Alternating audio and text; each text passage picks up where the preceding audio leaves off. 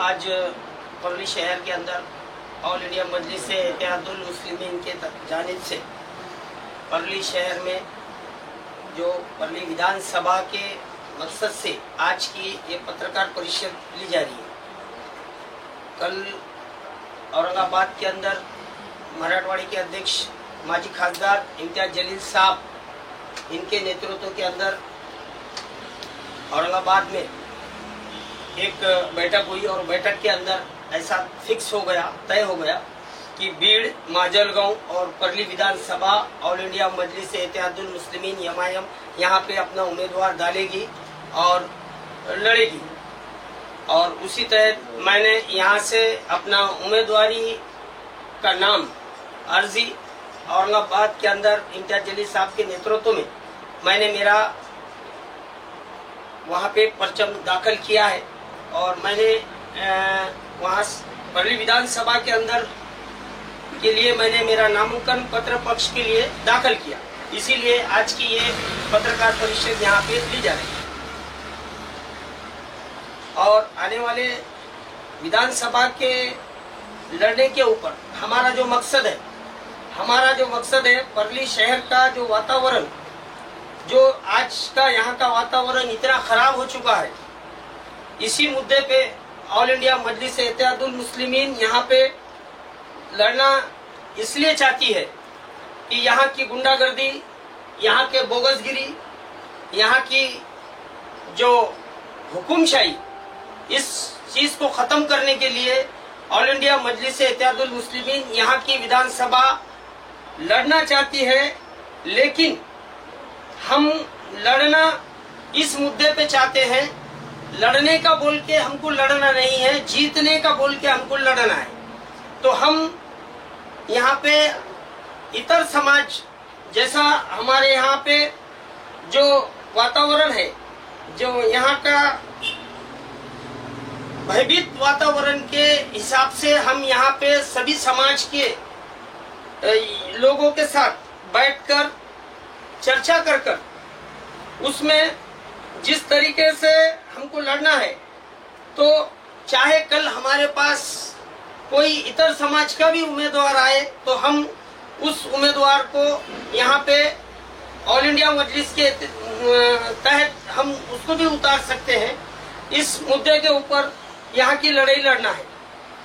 और आपको सभी पत्रकारों का मैं तहे दिल से शुक्रिया अदा करता हूँ, इसलिए कि मुझ जैसे एक छोटे कार्यकर्ता के बुलाने पर आप सब यहाँ पे आकर हमारे इसको सम्मान देकर आज इस पत्रकार परिषद में ये किया। लेकिन हम आपको एक बात बताना चाहते हैं कि सामान्य लोगों के यहाँ पे जगना मुश्किल है। आज परली शहर के अंदर व्यापारी संघ पूरा खत्म हो चुका है। जिस तरीके से परली शहर कुछ सालों से पहले जो परली शहर का माहौल था वो आज नहीं रहा। आज परली शहर के अंदर कई व्यापारी यहाँ से जा चुके हैं, परली छोड़कर अपना बिजनेस बंद कर चुके हैं, क्योंकि यहाँ की हुकुमशाही, यहाँ की दादागिरी, इसको खत्म करने के लिए हम यहाँ पे लड़ना चाहते हैं। और दूसरी बात, परली शहर के अंदर आज हर तरीके का जो हमारा बाजार था, आशिया खंड के अंदर हमारा यहाँ का मार्केट कमेटी है, वो भाव परली से निकलता था और पूरे मराठवाड़े के अंदर चलता था। लेकिन आज हमारा भाव ही मालूम नहीं, हमारा मार्केट ही हमको मालूम नहीं, क्योंकि ये दहशत वातावरण की वजह से। दूसरी बात, पूरे हमारे मराठवाड़े के अंदर सब में बड़ा हमारा बैल बाजार, जानवरों का बाजार भरा करता था। आज हमारे को वहाँ पे बकरी भी नहीं दिखती। इसका कारण हमारी दादागिरी, इस परली के अंदर जो दादागिरी है, इसको तंग आकर यहाँ के लोगों ने ये हर चीज यहाँ की बंद हो चुकी है। और यहाँ का जो भ्रष्टाचार है,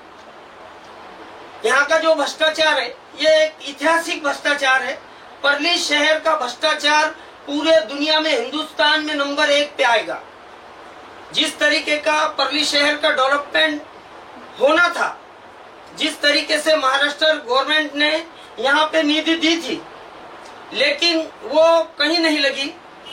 ये कई बार हम इसका आंदोलन किया, इसके ऊपर हमने आवाज उठाई, लेकिन आज यहाँ पे परली शहर के अंदर हमारे यहाँ के नेता, यहाँ के जो पॉलिटिकल है, सत्ता में है, ये लोग ये बताते हैं कि परली को हमने डेवलप किया। दोस्तों, तो मैं यहाँ इस चैनल के माध्यम से, पत्रकारों के इस माध्यम से मैं पब्लिक को ये बताना चाहता हूँ कि एक इस 3 स्कीम की फंडिंग जब आती है तो एक स्कीम में काम होता है परली का। ये हमारा दुर्दैव है। आज परली शहर के अंदर यहाँ पे कई बार शादी खाना, कई 10 साल से एक शादी खाना बन रहा है, आज तक कंप्लीट नहीं हुआ। और हमारे नेता बार बार बताते हैं कि मुसलमानों के लिए शादी खाना बना, बुद्ध विहार बना, वसति गृह बना, वाचनालय बना, नटराज बना। तो मैं आपके माध्यम से ये परली के जनता को और महाराष्ट्र सरकार को भी ये बताना चाहता हूँ कि आज तक शादी खाना 11 साल से तैयार नहीं हुआ। बुद्ध विहार सिर्फ बाहर से तैयार हुआ। जिस तरीके से उसका एस्टिमेट था, जिस तरीके से उसकी ऑर्डर थी, वो नहीं हुआ। उसी तरह वाचनालय आज आप सब पत्रकार लोग ये जानते हैं और मालूमात भी रखते हैं कि 9-10 साल हो गए, आज तक वो वाचनालय बंद पद्धति में पड़ा है। लेकिन उसकी जो कॉम्प्लेक्स बना है वो बिक चुका है। ये हमारा दुर्दैव है। उसी तरह हमारे यहाँ पे अल्पसंख्यक वसति गृह आज 10 साल से बंद के धूल खाते पड़ा है। लोग उसको करोड़ों से काट के ग्रिल निकाल के लेके जा रहे हैं, लेकिन आज तक 25 कोटी का वो काम है। आज तक कोई समाज के, अल्पसंख्यक समाज के वो काम नहीं आया। इसकी वजह हमारा नेतृत्व कहीं तो भी चुप रहा है। परली का जो विकास की तरफ का ध्यान है ये निकल चुका है। सिर्फ पैसे कमाने का ध्यान और हमको यहाँ के नेताओं को बड़ा बनने का ध्यान ये चालू है। आज परली शहर के अंदर ड्रेनेज के ऊपर इतने सालों से काम चालू है, 10% काम पूरा नहीं हुआ आज तक। वो भी काम निधि 75% बिल उठा के खा चुके हैं। उसी तरह नगर उत्थान, दलित उत्तर, वैधानिक महामंडल, आमदार फंड, दलित वस्ती, ये जो फंडिंग है वही काम डबल यहाँ पे हो रहा है। तीर्थ क्षेत्र के अंदर भी वही काम हो रहा है। वैधानिक विकास महामंडल जो शहर डेवलपमेंट के लिए जो निधि आई उसमें भी वही काम हो रहा है। आज आप देख रहे हैं, आपको मैं एक बात बताना चाहता हूँ कि हमारे परली शहर के अंदर ड्रेनेज के लिए रोड फोड़ा जा रहा है और उसके बाद उसको पैचेस किया जा रहा है और उसके बाद पूरा रोड फोड़कर वो रोड को फिर से नया बनाया जा रहा है। 3 निधि में एक ही काम हो रहा है। एक निधि में एक काम अगर होता तो परली शहर के अंदर मट्टी नाम की चीज नहीं होती।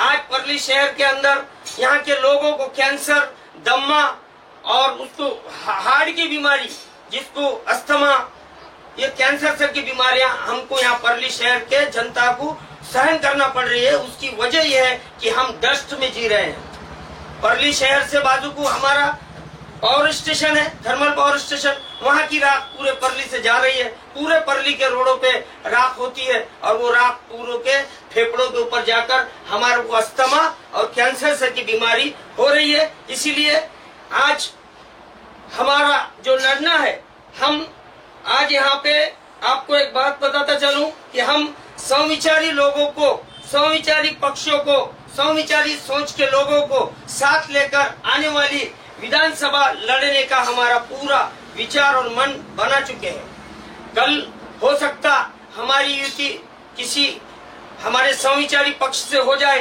तो भी एमआईएम उसको समर्थन देकर यहाँ पे सिर्फ बदलाव लाने के लिए, यहाँ का विकास के लिए, यहाँ का भ्रष्टाचार खत्म करने के लिए, यहाँ की गुंडागर्दी खत्म करने के लिए, यहाँ की दादागिरी। आज मोंडा मार्केट के अंदर एक व्यापारी नहीं है। आज यहाँ पे कई लोग प्लान कर चुके, 400 जो व्यापारी है यहाँ से लातूर, अंबेजोगाई, सोनपेट, सिरसाला ऐसे गांव में जाके यहाँ के व्यापारी बस चुके हैं। ये कारण कि यहाँ किसी का दबाव नहीं रहा। यहाँ पे कुछ नेताओं के लोगों ने दादागिरी कर कर अपना वर्चस्व हासिल कर कर यहाँ पे अपने सब हासिल कर लिया है। यहाँ के मार्केट के अंदर सब एजेंसियां एक दूसरे की छिना के लेकर एजेंसियां लिया जा रहा है, तो व्यापारी यहाँ क्यों टिकेगा। इसीलिए आज की इस पत्रकार परिषद के अंदर यही करने के लिए मैं आप लोगों से रूबरू हो चुका हूं और आपने भी पूरा वक्त दिया हमको।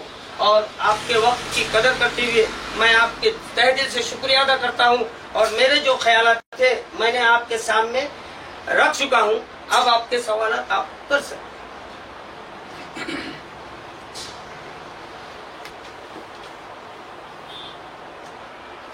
क्या एमआईएम पूरे जिले के सभी जगहों पर अपने कैंडिडेट कर? एमआईएम कल हमारे सदर इम्तियाज जलील साहब, माजी खासदार इम्तियाज जलील साहब ने हमको इसके पहले भी औरंगाबाद में मीटिंग हो चुकी थी, तो बैरिस्टर असदुद्दीन अवीसी साहब जो हमारे राष्ट्रीय अध्यक्ष हैं, इन्होंने हमारा प्रस्ताव लिया था। लेकिन लड़ना हमारा मकसद नहीं है, जीतना हमारा मकसद है। इसीलिए जहाँ पे हमारी ताकत है, जहाँ पे हमारी समझो लड़ने की कुव्वत है, वहीं लड़ने का हमको आदेश दे चुके थे हमारे सदर बैरिस्टर असदुद्दीन अवीसी साहब, और इम्तियाज जलील साहब ने भी उस पर ही बताया कि जहाँ हमारी ताकत है वहीं हम कोशिश करेंगे। तो जैसा हमारी ताकत बीड़, माजलगांव और परली शहर में है, तो हमने ये तीनों ही जगहों पे हमने ऐसा दिल बनाया कि हम यहाँ पे लड़ेंगे। लेकिन परली शहर के अंदर लड़ना हमारा मकसद नहीं है, यहाँ पे जीतना हमारा मकसद है। इसीलिए अगर हो सकता आने वाले टाइम में हमारे पास मराठा समाज का अच्छा अगर कैंडिडेट आता है, तो इंशाल्लाह हम ऑल इंडिया मजलिस इत्तेहादुल मुस्लिमीन का उनको समर्थन देकर और एक साथ लड़कर हम उसको कामयाब करने का और यहाँ पे जीतने का कोशिश करेंगे।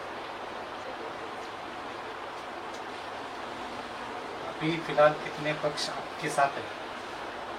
अभी तो नहीं है, हमने आह्वान किया संविचारी पक्ष जितने हैं, जैसा यहाँ पे संविचारी पक्ष बोले तो आज हमारे यहाँ पे वंचित बहुजन अघाड़ी है, हम है, या दूसरे और हमारे जो साथीदार हैं जो हमारे साथ काम करते हैं, हर मुश्किलों में हर इसमें आंदोलन करते हैं, ऐसे लोगों के साथ हम कुछ दिन में बैठ के हम तय करेंगे और यहाँ पे लड़ने की एक साथ एक मूड बनाकर हम लड़ने की कोशिश कर रहे हैं। शरीफ भाई, तुम्ही सांगितलं की परळीमध्ये अनेक व्यापारी व्यापार सोडून जात आहेत, काहींचा व्यापार हिसकावून घेतला जातोय आणि जी बाजारपेठ आहे जनावरांचा व्यापार असेल तो पूर्ण डबे चालला आहे।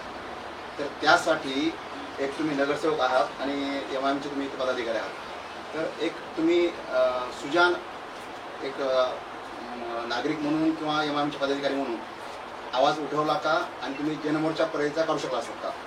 आम्ही ह्याच्या आधी एक आंदोलन केलता, त्या आंदोलनामध्ये आम्ही नगर परिषदेला सुद्धा एक लेटर दिलता की जनावरांचा बाजार आमची नगर परिषद मार्फत चालत होता, तो म्हणजे जनावरांची एंट्री, जनावरांचा दाखला, तिथली साफसफाई वगैरे ते नगर परिषद करत होती।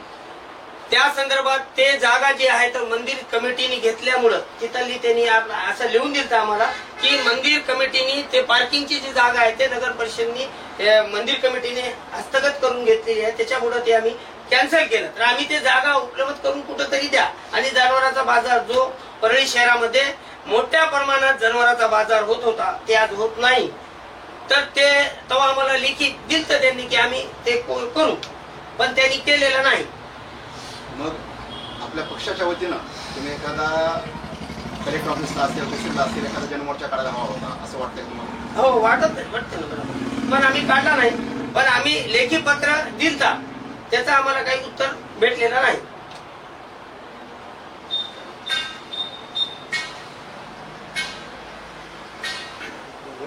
समविचारी पक्ष में कोई इतर समाज से जैसा मराठा वगैरह है कैंडिडेट, क्या उसको एमआईएम सपोर्ट करेगा? अगर कल हो सकता कि हमारे समझो मराठा समाज जैसा आज जरंगे पाटिल एक पर्याय हमारे बीड़ जिले में बोलो महाराष्ट्र में एक पर्याय बोलकर आए और इस पर्याय को एक सक्सेस पर्याय समझेंगे, हम सक्सेस पर्याय समझेंगे। तो हमारी पहली मांगनी जरंगे पाटिल साहब से और उनके यहाँ पे टीम जो परली में जो टीम है उनकी, इनसे हमारी डिस्कस चालू है कि अगर ऐसा हो सकता है, जरंगे पाटिल, एमआईएम और वंचित के भी हमने कुछ लोगों से बातचीत की है, शहर अध्यक्ष से बातचीत हो गई हमारी, अब वो उनके वरिष्ठ से बातचीत कर एक दो दिन में हमारी बैठक बैठाएंगे। अगर हो सकता है वंचित मराठा समाज, जरंग पाटिल और एमआईएम, ये बैठ के अगर यहाँ पे युति होती है तो बहुत बड़ा एक बड़ा खेला हो जाएगा और वो सक्सेस हो जाएगा। ये हमारी ये है।